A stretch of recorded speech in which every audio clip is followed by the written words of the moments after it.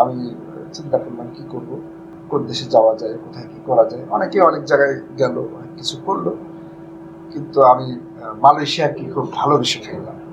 তাহার এনভায়রনমেন্ট, ওখানকার natural beauty, ওখানকার মানুষের সিম্পলিসিটি এবং খুবই সুন্দর একটা দেশ।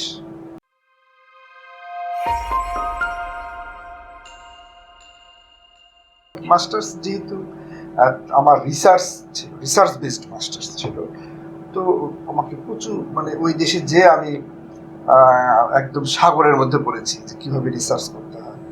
তো আমার ভাই ছিলেন, উনি লেকচারার ছিলেন ইউনিভার্সিটি মালয়েশিয়াতে। আবার আমার ভগ্নিপতি ছিলেন, আমার বোনও থাকতেন। আমার ভগ্নিপতি ছিলেন ডক্টর ফজলুল ভাই, উনি ওখানে অ্যাসোসিয়েট প্রফেসর ছিলেন। তো উনি আমাকে খুব গাইড করে দিয়েছে কিভাবে রিসার্চ করতে হয়।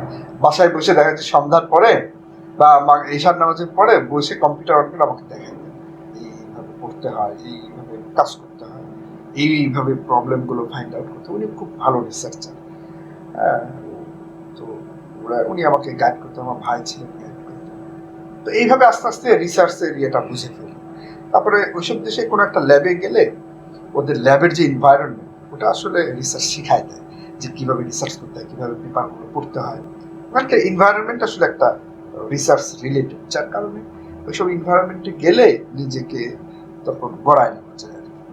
এটা তো গেল আমার মাস্টার্সের কথা।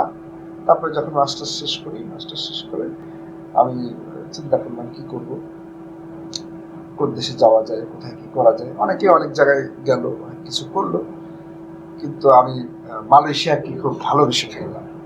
তাহার এনভায়রনমেন্ট, ওখানকার ন্যাচারাল বিউটি, ওখানকার মানুষের সিম্পলিসিটি এবং খুবই সুন্দর একটা দেশ, যেটা আমাকে খুবই আকর্ষণ করেছে। যার কারণে আমি অন্য দেশে যাওয়ার আমার ইচ্ছা হয়নি। আমি মালয়েশিয়াতে, আমি যে ইউনিভার্সিটি পিএইচডি করেছি এটা ওয়ার্ল্ড র্যাঙ্কিংয়ে 137তম, যেটা আসলে অনেকেই অনেক ইউনিভার্সিটিতে যায় কিন্তু র্যাঙ্কিং জিনিসটা খেয়াল করে না। কিন্তু ওইখানে কিন্তু যে এডুকেশনাল ফ্যাসিলিটি বা রিসার্চ ক্যাপাবিলিটি, এগুলা কিন্তু ডিপেন্ড করে, অনেক কিছু ডিপেন্ড করে কিন্তু আসলে এইসব ইয়ের উপর, কি বলে, র্যাঙ্কিং।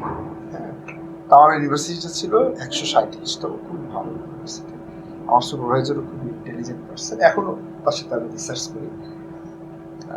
পিএইচডিতে তো অবশ্যই পরিশ্রম করতে হবে, আমি স্টুডেন্টদের মাঝে মাঝে বলি হতাশ হওয়া যাবে না। আমার পিএইচডিতে যে প্রথম আর্টিকেল পাবলিশ হয় 2 বছর পরে, তবে 2 বছর আমি অনেক ইয়ে করে, কয়েকবার আমার রিজেকশন হয়েছে কাজে। আমি ঠিক মতো সুপারভাইজারের সাথে লজ্জায় দেখা যাচ্ছে যেতামই না, কারণ আমার তো কাজ হচ্ছে না। তো 2 বছর পরে যখন আমার প্রথম একটা পাবলিকেশন হলো এবং ভালো একটা আউটপুট আসলো, তখন সুপারভাইজারের সাথে আমি দেখা করলাম, সে খুব খুশি হলো। তো এইভাবেই আসলে পিএইচডিতে এরকম, এটা একটা আলাদা চ্যাপ্টার। যখন আমি কোনো রিসার্চের ব্যাপারে সেমিনার দিব, শুধু রিসার্চের টপিক, তখন হয়তো আমি ওইখানে দীর্ঘ সময় আলোচনা করতে পারবো যে কিভাবে আমরা রিসার্চ ক্যাপাবিলিটি বাড়াবো। স্যার, অনেক অনেক ধন্যবাদ স্যার।